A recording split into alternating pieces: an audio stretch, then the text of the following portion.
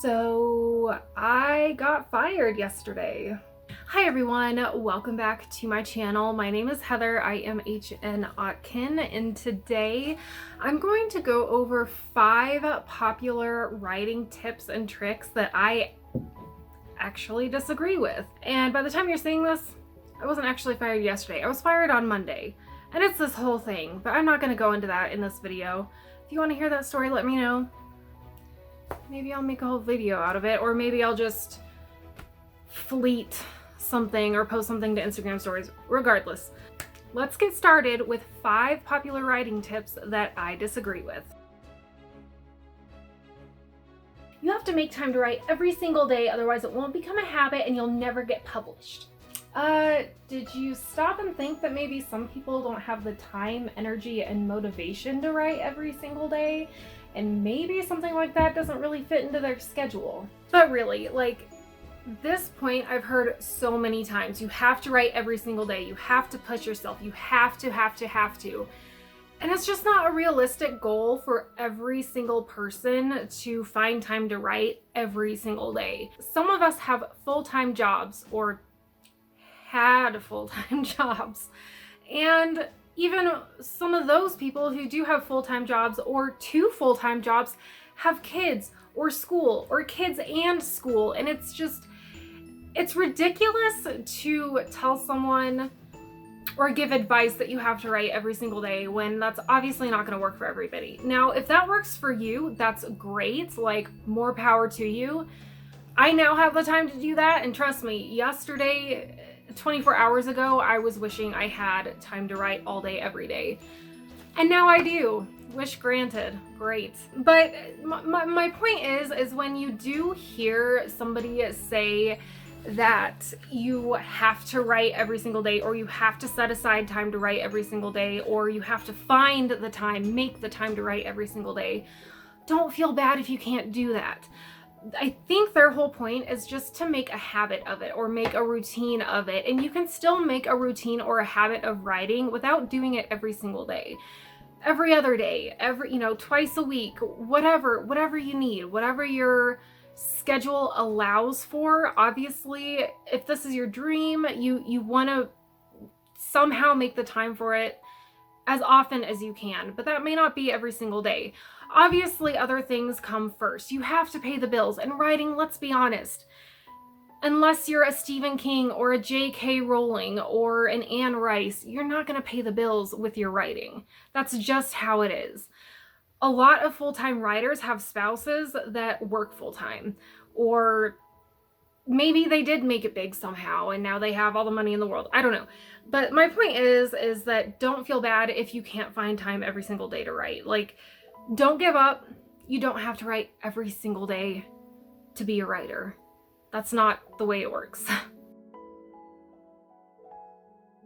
If you don't set a goal and you don't write X amount of time per day or Y amount of words, then you are not a real writer. No. Just no. So if you set a word count or a timed goal every day and you meet that or come close to meeting that goal, good for you. Really. I mean, that's a lot more than I can say. But I personally find that keeping track of numbers in any capacity, whether pages, word count, time, whatever the case may be, I get more focused on those numbers than I do on my actual writing. And then I get anxious because I'm not actually getting any work done. And then I start looking at my page count and I'm like, oh my God, I've only gotten 1 page done or 200 words down in 48 hours. Oh my gosh, I'm not making my goals. And it's this vicious cycle. And I'm not a person that can focus on the numbers. And so it's not really fair. I mean, it is a technique that might work for some people, very goal-oriented, structure, people that require a lot of structure, that might work for you. And that's great. I mean, I'm not saying not to follow any of this advice because maybe it'll work for you, but I'm just saying this is my personal opinion. These are tips and tricks I disagree with. And they don't work for me. And this is why. And I just wanted to kind of explain why. So again, I can't look at the numbers if I want to be creative. If I have a job, which I don't anymore, or if I upload a YouTube video, or if I'm playing a video game even, if I focus on the numbers, then it motivates me because it's an entirely structured experience. However, writing for me is not structured. It's a very creative outlet. And so I can't focus on the numbers. I cannot look at the numbers or I get blocked. And aside from that, creativity is a muscle of the brain, really. It's just like any other muscle where, yes, you need to stretch it and you need to work it out. And sometimes you even need to push it a little further than you're comfortable going, but not every damn day, right? So just like any other muscle of your body, you can also, your creativity can get exhausted. It can get tired, it can get worn down, it can get burned out. And even people that work out, unless you're a bodybuilder or you're going to the Olympics or you play in some professional national sport, you are not going to the gym every single day. You do leg day, you do arm day, you do cardio day, and then you take a break, and then you go and do leg day and the core day and the cardio, and then you take a break. The average person does not work out every single day. There are good habits and there are bad habits. And just like not ever working out is a bad habit, maybe not ever writing is a bad habit, but then working out constantly is also a bad habit. That is not healthy. Just like for some people, constantly writing or writing every day may not be healthy for them. It's not the case with everybody. But if you get burned out, if you hit a wall, if you get tired and you just can't think of what you need to write next, it's okay to take a break for a day or two and recalibrate and relax and just let that creative muscle just kind of, take a break for a day or two. It needs a break. It's okay. And that doesn't mean, that you shouldn't set goals for yourself if that's something that works for you. It just means that you need to be aware of your limitations and your lifestyle. 10,000 words a day isn't gonna work for me, but it might work for you.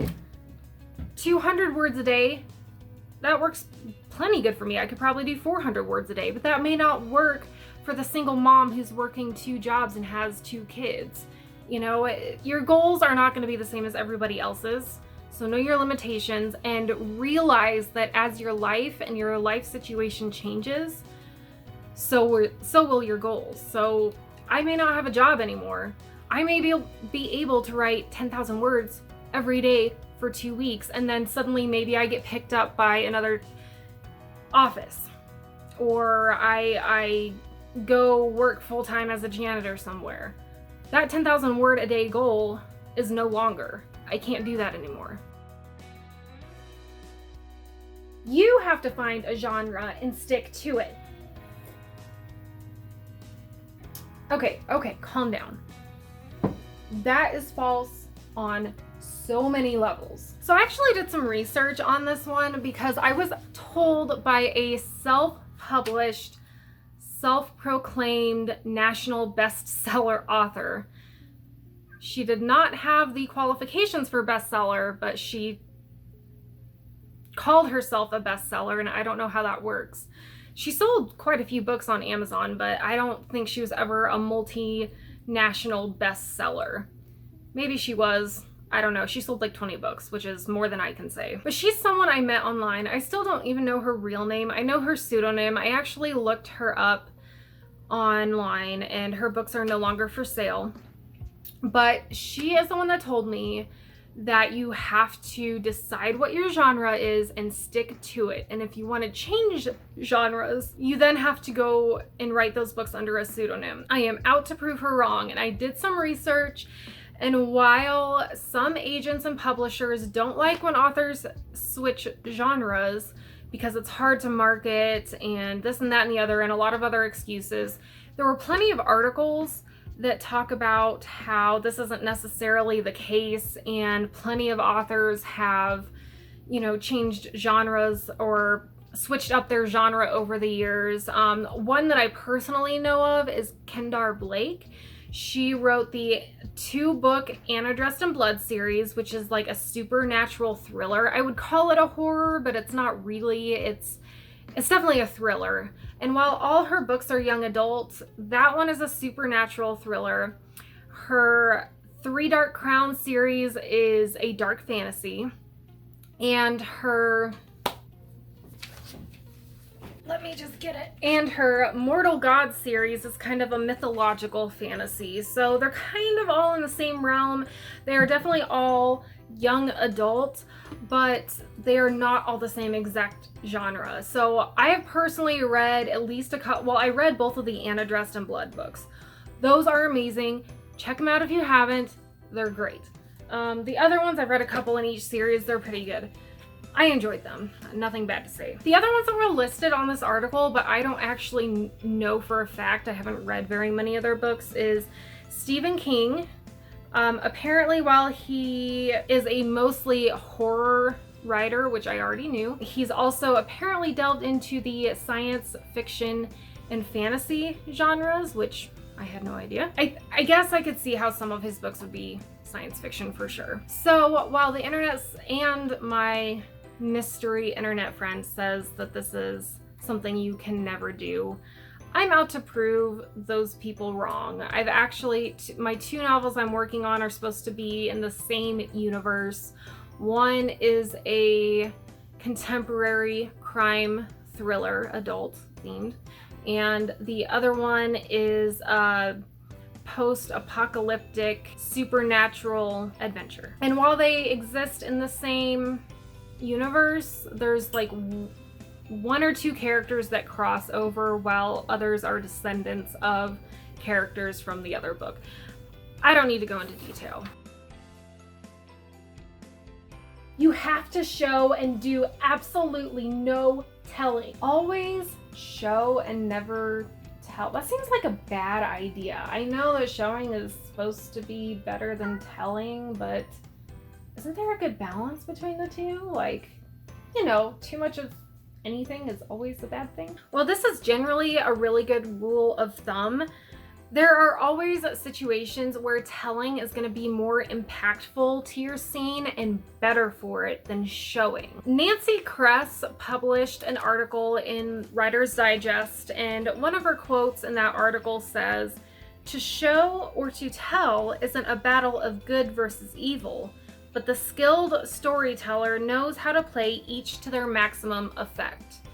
So show versus tell, or tell versus show, isn't a competition. It's not that one is better than the other. It's just knowing when to use each and how often and how much. And it depends on your writing style too. So when I'm writing an action-packed, fast-paced scene, I tend to do more telling because I do it in a way that makes the scene move along at the pace it should, and it makes it more impactful.